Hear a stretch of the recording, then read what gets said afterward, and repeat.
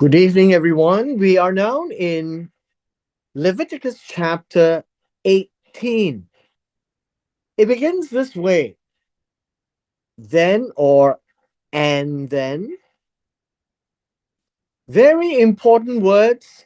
Jehovah spoke to Moses, saying this: Speak to the children of Israel. It's for all of them to know. And these are the words: I am the Lord your God. Now, these words repeat itself. It is Ani Yehovah Elohim. So I am is Ani Yehovah, your Elohim. These words are often repeated, and I just want you to hear the Hebrew words because it is repeated a few times in this chapter. You'll find it in the Ten Commandments in Exodus 20. You find them in Leviticus as well. All through Leviticus is the emphasis. Now, these words, Ani Yehovah Elohim, I am the Lord your God, or I'm Jehovah your God, is to tell them that in the book of Leviticus, the Torah is to show them who is God and who is man. And God is emphatic to say that I am Jehovah. And I'm not just Jehovah, that's my name. I am your Elohim. Now, in Exodus chapter 20, you shall have no other Elohim besides me. Here in chapter 18 come some very serious words that has to do with sexual immorality. And we will spend a little bit of time going through chapter 18 to understand that God treats this as something extremely serious that they have encountered in Egypt.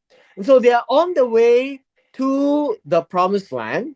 They are in the wilderness and they are now duly reminded as part of the Torah of what they have to avoid their experiences and their knowledge from Egypt. And so here it goes in verse 3. I am the Lord your God, Ani Yehovah Elohim, your God, according to the doings. Now, these words, according to the doings, the traditions, according to the traditions, the practices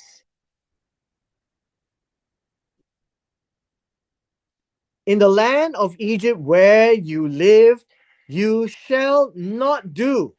And so it's a reminder that they have left Egypt and they must leave their practices behind. You are also not supposed to do according to the doings.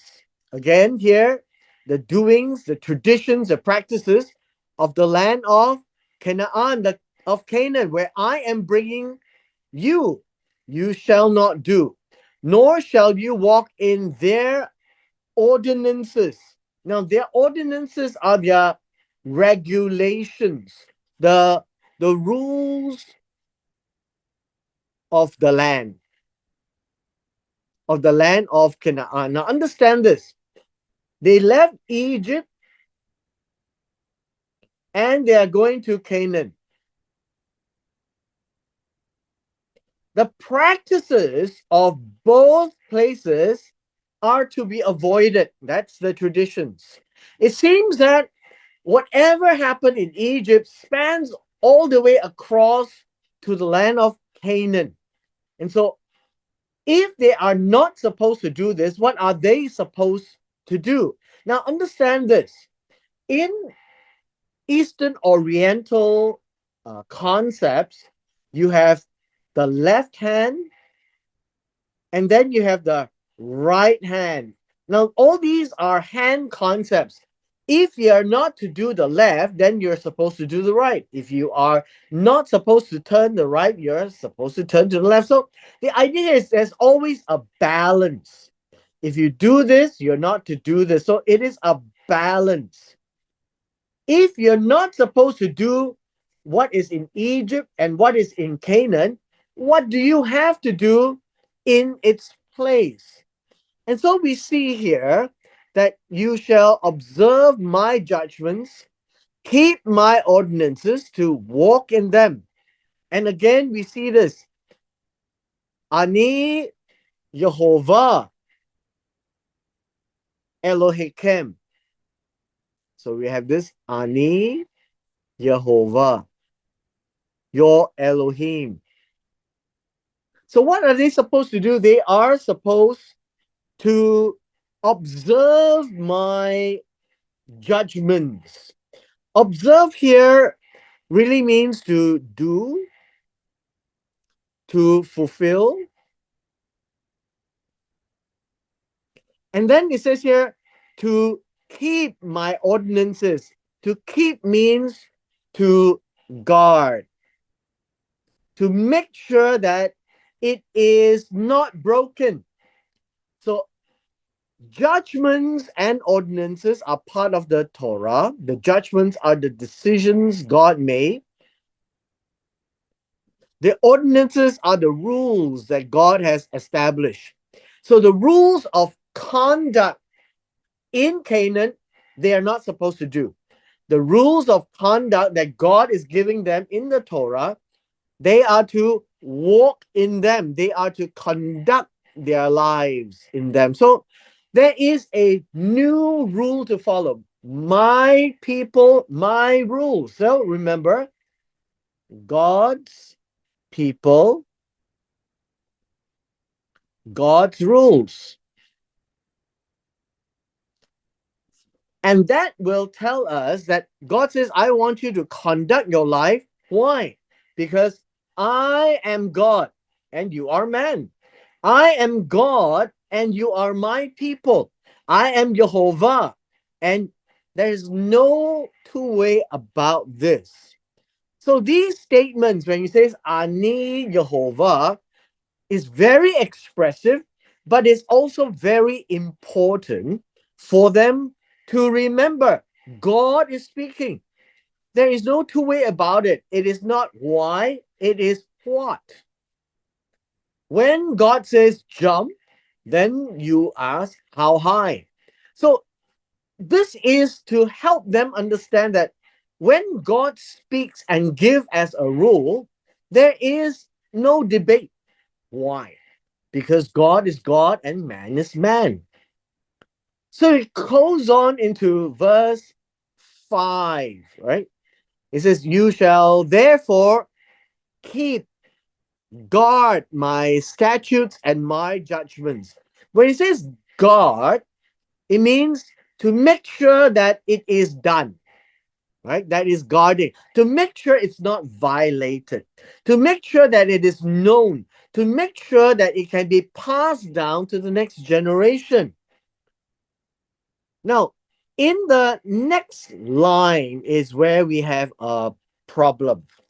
The next statement here in verse 5, it says this, which if a man does, and this is the English, he shall live by them. This, I am afraid to say that this is wrong. It does not say that. It says this, which a man shall carry out.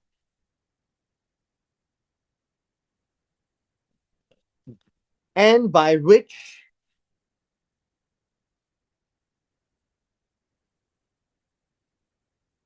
he shall live.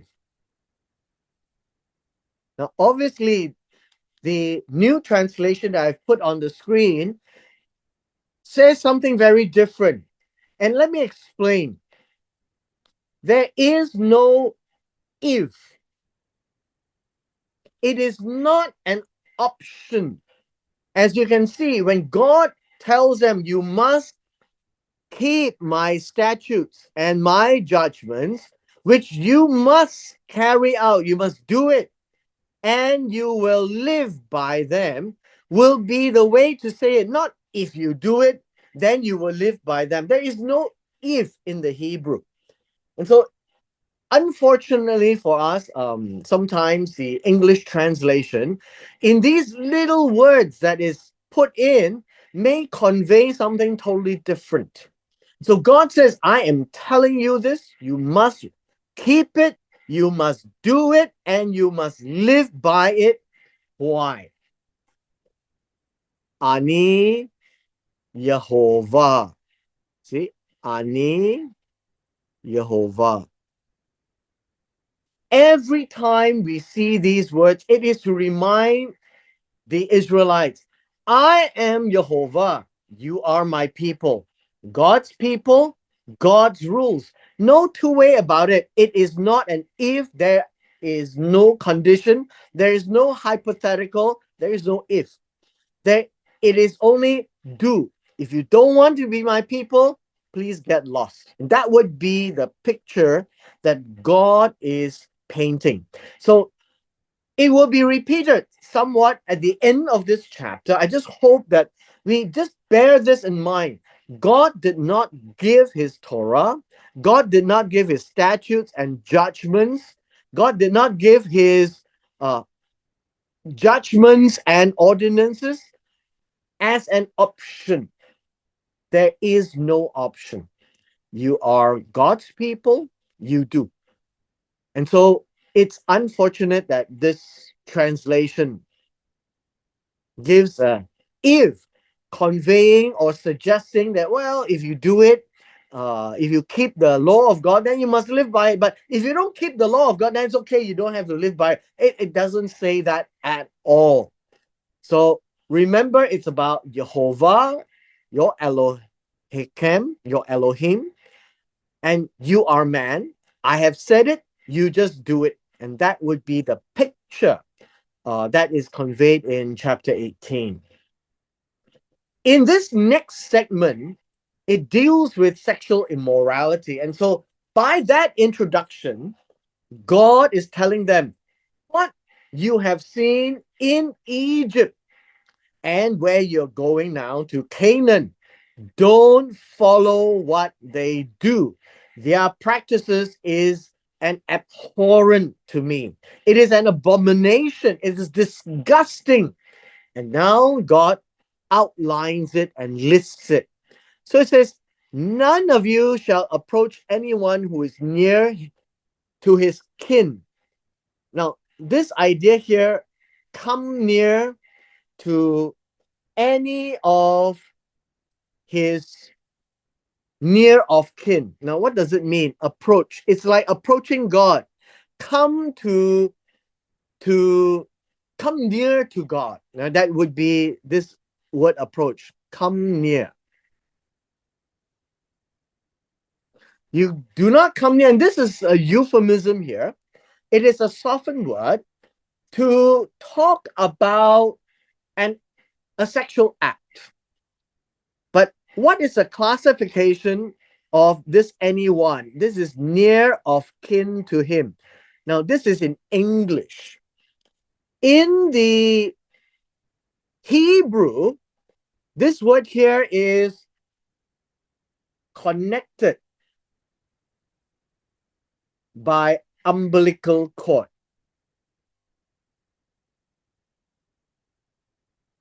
That is what near of kin means. You are not to deal in a sexual way with anyone who is directly related to you. And then it says these words, to uncover his nakedness. To uncover his nakedness is a euphemism. Naked is already uncovered. So, what do you mean by uncovering the uncovered? So, nakedness means to be naked, and it's about the shame. Uncover literally means to expose. Now, this is a literal rendition, but to uncover nakedness literally means to have sex with. That would be the key understanding. Anyone who is near of kin would be anyone who is directly connected by familial ties. And God is very serious, and he says, Ani Jehovah. Again, listen, I am Jehovah, and I am telling you this. You are my people. Don't do this. And then he explains what it means by connected with umbilical cord. He says, the nakedness of your father or the nakedness of your mother, you shall not uncover. She's your mother, you shall not uncover her nakedness. Remember, in Hebrew, we have the A and B, right? Two statements that says about the same thing, but it's stated in a way, repeated by way of emphasis. And so we have here in verse 7 an A and a B. The nakedness of your father is actually the nakedness of your mother. Well, what does that mean? The nakedness, the shame of your father is the mother. The nakedness of your mother would be the shame of your mother, and both of it talks about the same. Your mother means the woman who gave birth to you. You shall not uncover, and so uncovering means to have sex. You cannot have sex with your mother. So always remember the nakedness of your father is the nakedness of your mother. It is an A and a B, which then perhaps helps you understand Genesis chapter 9, what happened at the end of it with the with Ham uncovering the nakedness of his father. And then thereby we can have another session to talk about that. So she is your mother. You shall not uncover her nakedness. You shall not have sex with her. Next. The nakedness of your father's wife you shall not uncover. It is your father's nakedness. Now, in this case, the nakedness of your father's wife, this is not your mother, but your father's another wife, right? So you can say another wife. And the nakedness of your father's wife, you shall not uncover. You cannot have sex with anyone that is related in this way. And it goes on, the nakedness of your sister, the nakedness of your daughter of your father, or the daughter of your mother, whether born at home or elsewhere, their nakedness you shall not uncover. These are all the near of kin. So whenever it talks about the nakedness of man, right, the nakedness of a man, it actually refers to the woman. When it refers to the nakedness of a woman, then it is by herself. Because it's always seen that the woman is the weaker gender, and the man is the one that can impose himself. And so, nakedness of your father would be the mother, and the nakedness of your sister would be the sister. The nakedness of your son's daughters or your daughter's daughter, their nakedness you shall not uncover. For theirs is your own nakedness, your own shame, because they belong to you, your children. The nakedness of your father's wife's daughter, now meaning the other wife's daughter, begotten of your father, she is your sister. or your half sister, you shall not uncover her nakedness. And by this, you find that David's son uh, raping the sister of another wife. That is what it means here. You shall not uncover the nakedness of your father's sister. She is near of kin to your father, is related, near of kin. You shall not uncover the nakedness of your mother's sister. She is also near of kin to your mother. In both cases, all respect must be due. These kinds of relationship cannot happen. You shall not uncover the nakedness of your father's brother. What is your father's brother? Remember, of a man, it would be your father's brother's wife. You shall not approach his wife. She is your aunt. And then you can see here, this is an A and this is a B.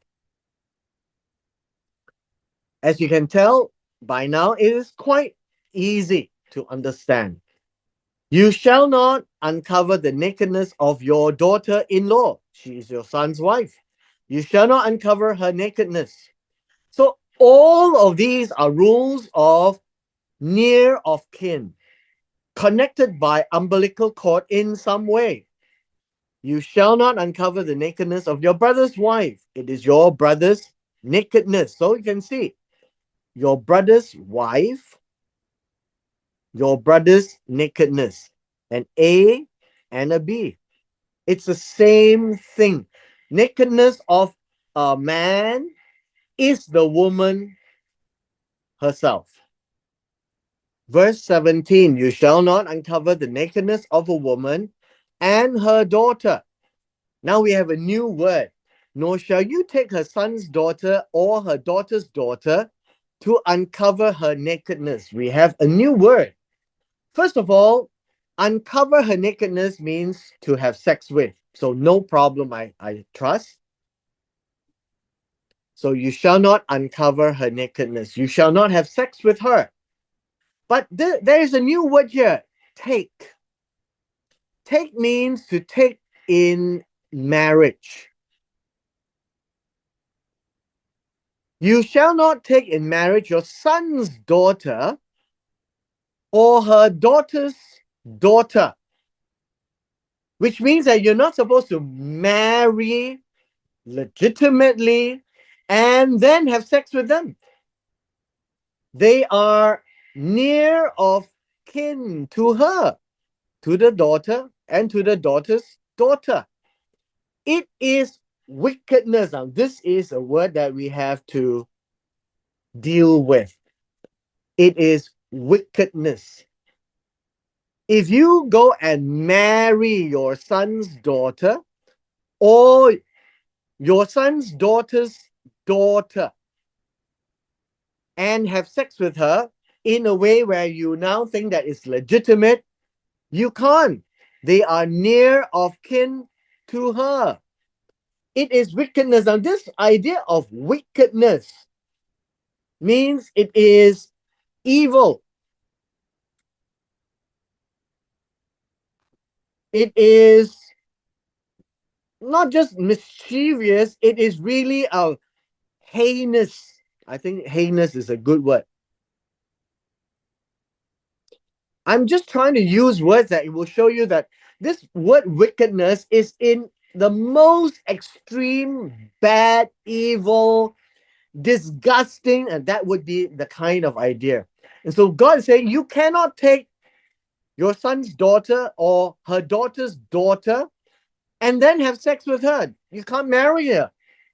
This is ultimately the worst of the worst. Then we have another case. Nor shall you take a woman as a rival to her sister to uncover her nakedness while the other is alive. Now, this is something that it's not obvious when you first read it, but it means this: you cannot take a woman or marry a woman together with her sister, and thereby the two sisters become your wives, and the two sisters become rival. They are supposed to be friends. They are supposed to be sisters. And so if they two become wives of yours, and remember, in the Hebrew culture, marrying more than one wife is not an issue. It's who you marry to be the wife that will be an issue. And so here it says you can't marry two women who are sisters to have sex with them while the other is still alive. You can marry the other woman after the first woman dies, but you can't marry two sisters and cause them to fight with each other. This is wrong. They will become enemies because they will be competing for your attention, and they are no longer sisters. They are competitors in that sense. And so God says you cannot take two sisters as your wife. We carry on. You shall not approach a woman to uncover her nakedness as long as she is in her customary impurity. Now, this word means in her menstruation. Remember, we had a chapter on the discharge in Leviticus 14, and anyone who is having a discharge is considered unclean. One of the things I think we will begin to notice is sex in the biblical sense is primarily for procreation. It is very different from today's world. And so we need to concentrate on how the Hebrew people deal with it. And God is saying this as part of the law given to the Israelites. You shall not lie carnally with your neighbor's wife to defile yourself with her. Now, this word neighbor means friend. It is adultery in this sense. Why? Because the woman belongs to your neighbor or your friend. And in this case, it is considered defilement. Defilement means you have made it very difficult to, how should we say, um, you make it very difficult for everyone in the in in in the situation to tell what's happening. Why? Because this word lie carnally has a specific meaning in Hebrew. Lie carnally means to seed.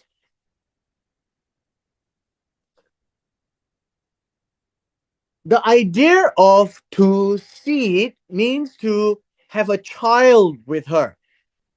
And to defile means to be unclean, impure. And if she has a child, nobody will know what happened. And so, in this sense, lie carnally is a very specific word.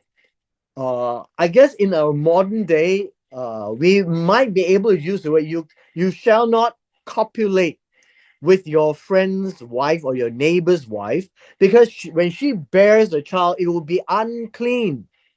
And this would be not just adultery, but it is worse than adultery because procreation has happened. Verse 20 is very particular.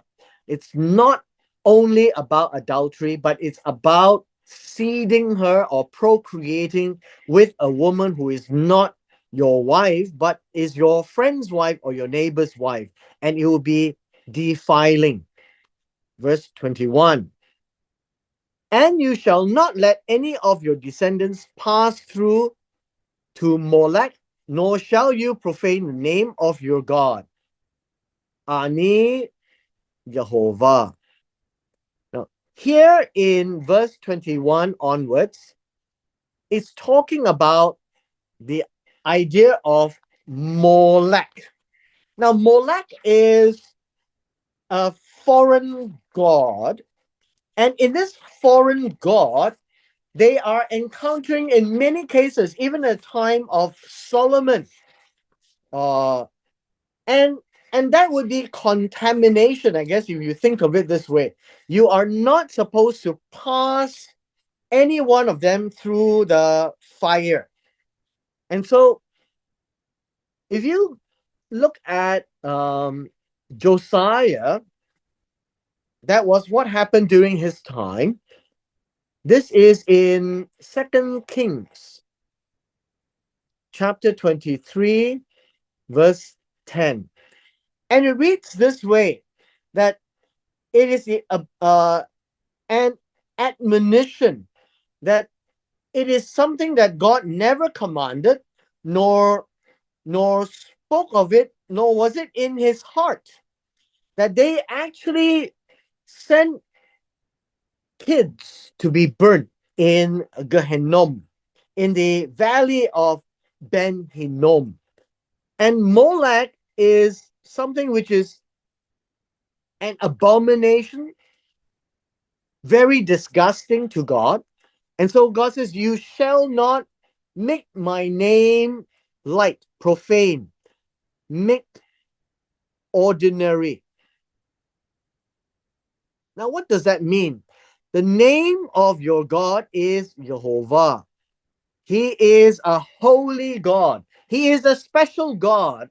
But when you give, this one is to give, right? To give to the priest of Molech would be similar to, I guess, when you read in chapters 1 to 7 of Leviticus, when you give the animal to the priest to be slaughtered, to be sacrificed, to be burned as an olah or whatever the offering may be.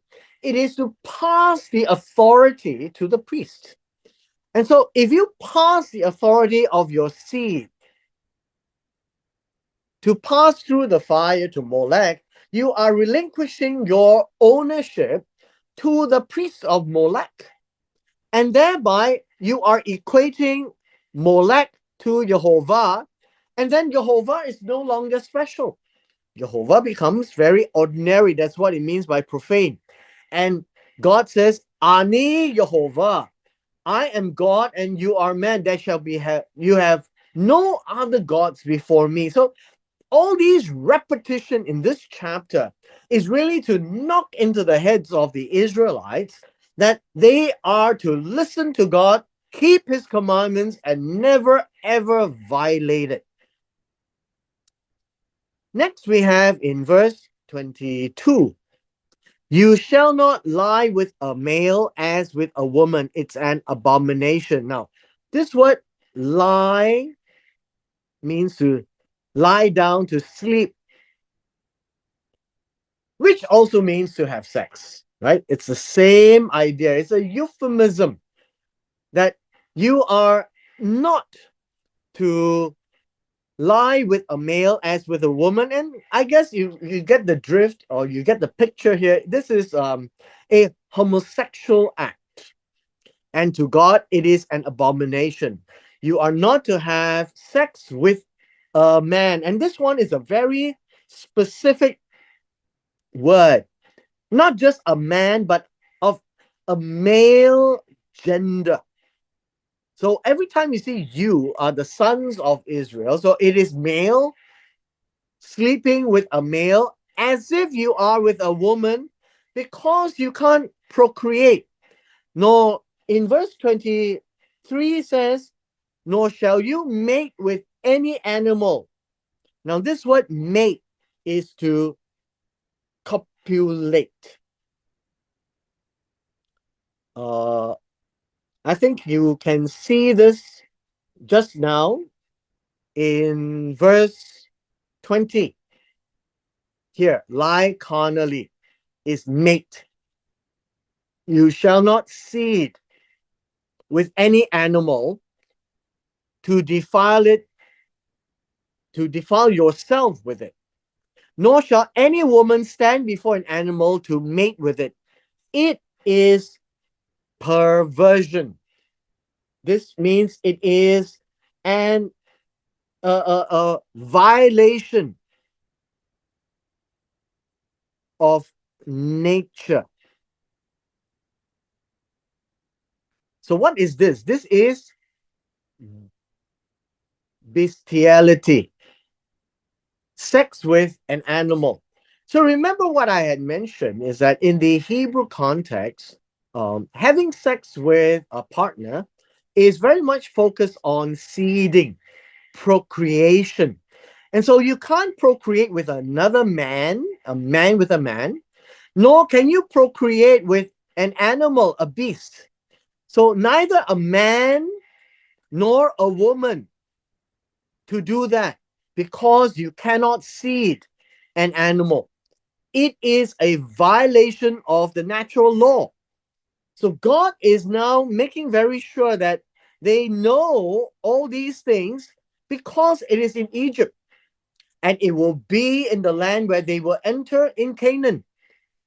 And these are specific warnings. Verse 24. In our last passage, you see this. Do not defile yourselves with any of these things. The idea of defile means to make unclean. Basically, to become tame, to cause yourself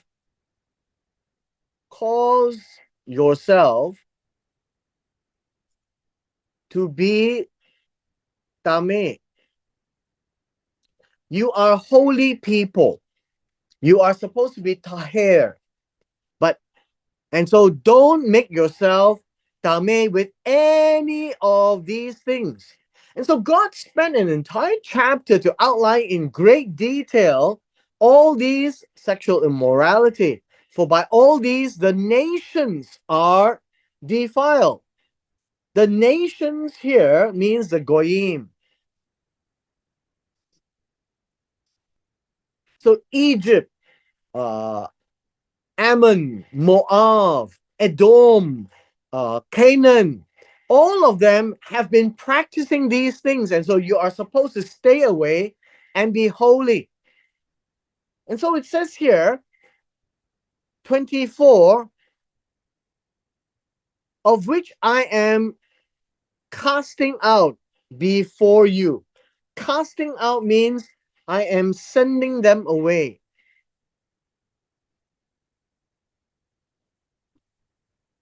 Which means that when they go into the land of Canaan, they are supposed to expel all of them because they have been practicing immorality, defiling themselves before God. And they treat that as a normal course of life. And so God says, doing that really defiles the land. So it says, for the land is made unclean. Verse 25. Therefore, I shall visit the punishment of its iniquity upon it, and the land will vomit out its inhabitants. God is very serious. The visit here really is about punishing. You can visit in the good, visit in the bad. And so this is visit in the bad, bringing punishment upon its avon. They are treating God's rules of natural life to be a perversion. So this is perversion. They are perverting the natural order of procreation. They are perverting the natural order of sex. They are perverting the idea of seeding in procreation with same sex, a male with a male, and with animals. And so God says the land will vomit out its inhabitants because the land is given the imagery that it's choking from all these vile, evil, extremely bad type of behavior. And so God wants them to be very clear. You shall keep my statutes and my judgments, and shall not do any of these abominations. Any of your own nation or any stranger who dwells among you. Notice there's only one law. Any Ger, a proselyte, any one of the native of Israel, you shall not do any of these abominations. It's an abomination to God. The practices disgust God. Now we will see how bad it will be because God will associate certain punishment to these violations. It says, for all these abominations the men of the land have done. So all of these nations, the Goyim, the Egyptians, the Canaanites, and all the nations within Canaan who are before you, and thus the land is defiled. The holy nation of Israel is supposed to go in and make it clean. They are not supposed to join the Canaanites and the nations in Canaan to be unclean. That's why God says, Ani Yehovah, I am Yehovah, I am a holy God, I am a special God. I'm a different God. You are my people. You shall be holy, for I am holy. And all of these are the same expression. God is trying to impress upon them to make sure that they go in and make the land clean.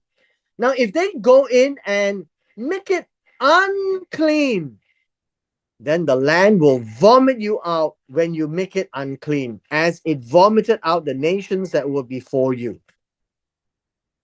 Verse 29. For whoever commits any of these abominations, the persons who commit them shall be karat from among their people. Now, this is important. Karat, executed, eliminated. There are a number of laws that God has given, whereby if they violate it, they have capital punishment like this. And whenever you have a law that carries a capital punishment, when you violate it, it means that it is extremely serious. It is the most serious in the extreme sense. In God's mind, it is so bad if you violate it.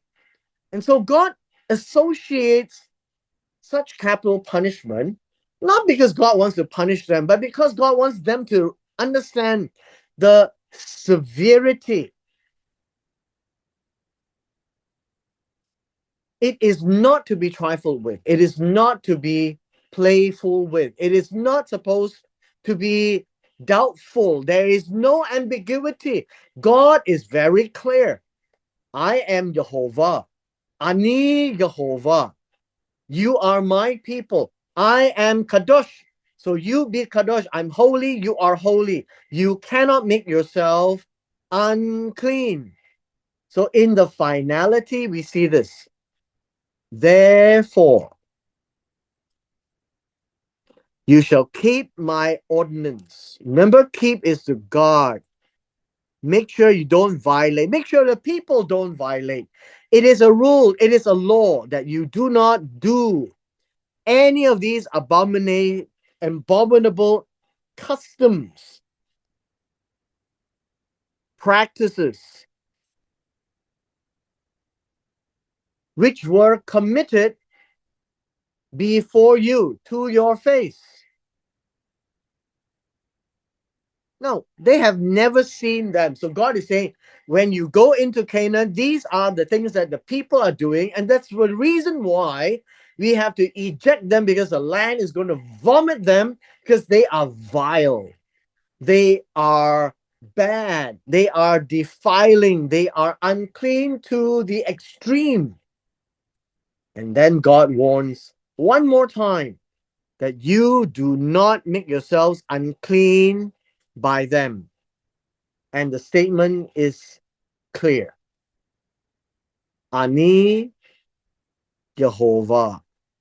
your Elohim. So, Ani, Jehovah, your Elohim. Again, God's people, God's rules. These rules are so important because God wants them to know who is God and who is man. The Torah was given to Israel for them to always remember that God will always be God and man will always be man, and man can never be God. But when man violates God's rules, then punishment will come. And in this case, in chapter 18, it is extremely serious, very severe, and God will correct the person who commits them. And God says, I am holy. You must be holy. You cannot defile yourself. You cannot make yourself tame. You cannot make yourself unclean by all these matters. Whatever has been discussed to uncover the nakedness, to have sex with all the wrong people, those people who are connected by umbilical cord, of all the relationships there, when it is the nakedness of a man, it always means the nakedness of the man's woman, which is the way to read this text. It is an A and a B. And right at the back, right at the end, God continues to reiterate, Ani Yehovah Elohim. I am Yehovah. Ani, I, Yehovah, your Elohim. Continuously in this chapter to remind and repeat. I guess it is to emphasize that you cannot say it enough times. I am Jehovah. Please do not fool around with all these things. I am holy. You must be holy. And by this, the Israelites are to always remember God shall be God and man shall be man. And with this, we come to the end of our session today.